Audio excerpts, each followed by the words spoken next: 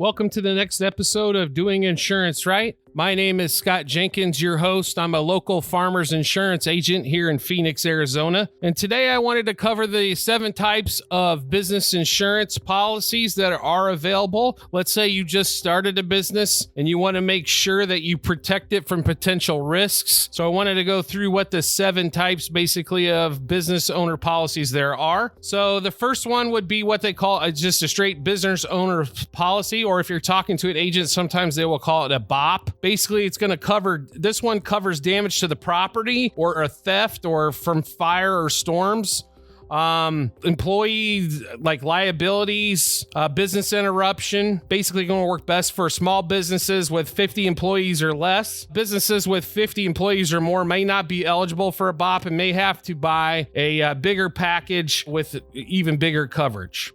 The second one you're going to be looking at is what they call general liability insurance. So you can protect yourself from kinds of claims such as personal injury, damage to property, and or damage or accidents.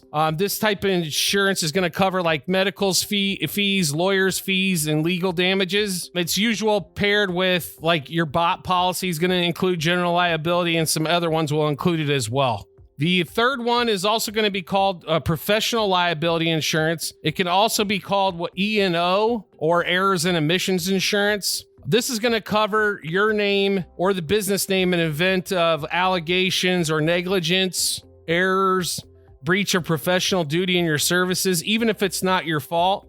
This is going to be important for lawyers, real estate agents, insurance agents like myself, contractors, and any other professional services. General liability only provides insurance for like accidents and things of that nature. This is going to be one that covers service negligence.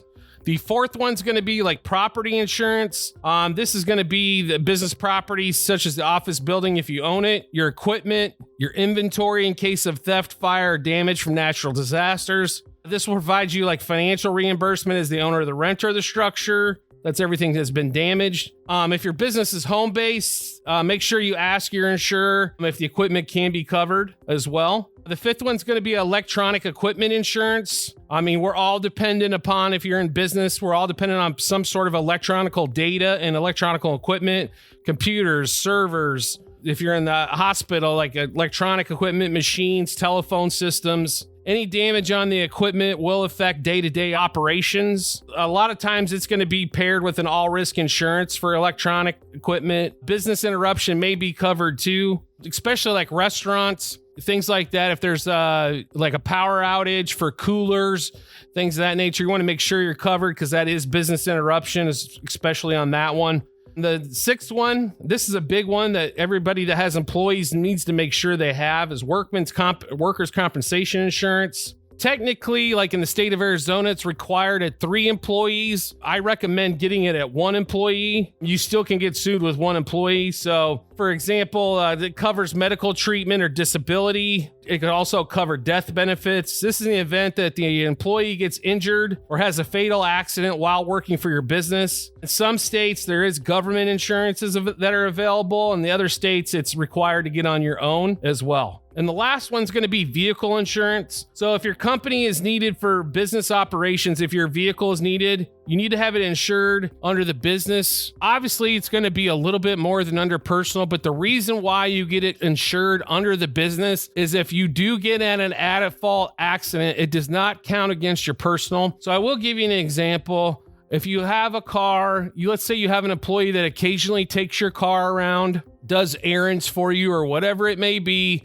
Well, guess what? If they get in an accident, that's their fault. It's going to go on your record. It's your car, correct?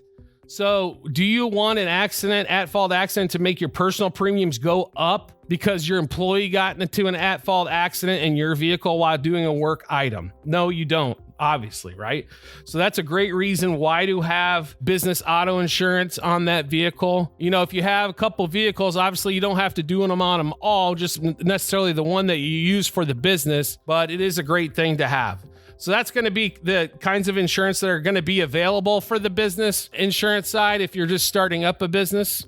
So if you have any questions, obviously you can contact your local agent or here at our office. So I wanted to thank you for listening to this episode of Doing Insurance Right. As always, I would appreciate if you could rate, review, or subscribe to whatever platform you're listening to us on, whether it be Apple, Google Play, Spotify, Stitcher, iHeartRadio. And I look forward to seeing you on the next episode.